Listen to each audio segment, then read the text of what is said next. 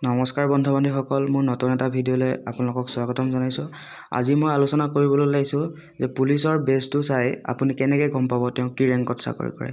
পুলিচৰ একেবাৰে লোৱাৰ পষ্টটো হৈছে কনিষ্টবল, আৰু কনিষ্টবলৰ বেজটো হৈছে এটা প্লেন ফিটা এডাল। আৰু কনিষ্টবলৰ পৰা যেতিয়া প্ৰমোশ্যন হয় তেতিয়া প্ৰমোশ্যন হোৱাৰ পাছত ছিনিয়ৰ কনিষ্টবল হয়। ছিনিয়ৰ কনিষ্টবলত বেকাকৈ দুডাল এনেকৈ আঁচ থাকে। আনহাতে ছিনিয়ৰ কনিষ্টবলৰ পৰা প্ৰমোশ্যন হোৱাৰ পাছত বা অলপ পুৰণা হোৱাৰ পাছত তেতিয়া হেড কনিষ্টবল হৈ যায়, আৰু হেড কনিষ্টবলত বেকাকৈ এনেকৈ তিনিডাল ফিটা থাকে। আৰু হেড কনিষ্টবলৰ পৰা ASI হৈ যায়। ASIত এটা ষ্টাৰ থাকে আৰু তলত ৰঙা নীলা এটা পটি থাকে, ৰঙা নীলা দুটা পটি থাকে। একেদৰে ASIৰ পৰা প্ৰমোশ্যন হয় SI হৈ যায়। SIত 2 ষ্টাৰ থাকে, মানে দুটা ষ্টাৰ থাকিব আৰু তলত ৰঙা নীলা দুটা পটি থাকে। আনহাতে SIৰ পৰা প্ৰমোশ্যন হোৱাৰ পিছত ইন্সপেক্টৰ হৈ যায়। ইন্সপেক্টৰটো 3টা ষ্টাৰ থাকিব, লগতে ৰঙা নীলা দুটা পটি থাকে। ইন্সপেক্টৰৰ পিছত DSP হৈ যায়। DSPত খালি 3টা ষ্টাৰ থাকে, কিন্তু ইন্সপেক্টৰ, ছাব ইন্সপেক্টৰ আৰু এছিষ্টেণ্ট ছাব ইন্সপেক্টৰ তাত থকাৰ দৰে ৰঙা নীলা পটিটো নাথাকে। আনহাতে DSPৰ পৰা প্ৰমোশ্যন হোৱাৰ পিছত ASP হৈ যায়। ASPত বেলেগ একো নাথাকে, খালি এটা অশোক স্তম্ভ থাকে বেজটোৰ।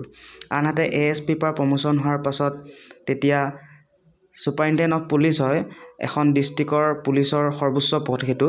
গতিকে ASPৰ পৰা প্ৰমোশ্যন হোৱাৰ পিছত SP হয়, আৰু SPত এটা ষ্টাৰ থাকিব, লগতে অশোক স্তম্ভটো থাকে। গতিকে SPৰ পৰা প্ৰমোশ্যন হোৱাৰ পাছত তেতিয়া ছিনিয়ৰ SP হয়। ছিনিয়ৰ SPত খালি 2টা ষ্টাৰ থাকে আৰু এটা অশোক স্তম্ভ থাকে।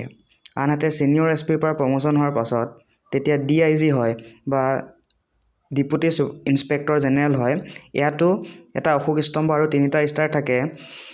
আনহাতে DIGৰ পৰা প্ৰমোশ্যন হোৱাৰ পাছত IGP হয়। IGP মানে ইন্সপেক্টৰ জেনেৰেল অফ পুলিচ।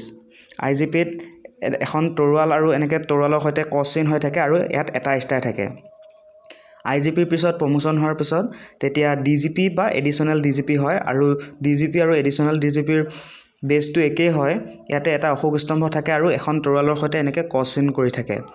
আৰু DGP হৈছে এখন ৰাজ্যৰ পুলিচ বাহিনীৰ সৰ্বোচ্চ পদ হয়, আৰু তেওঁ গোটেই পুলিচৰ মুৰব্বী হয়।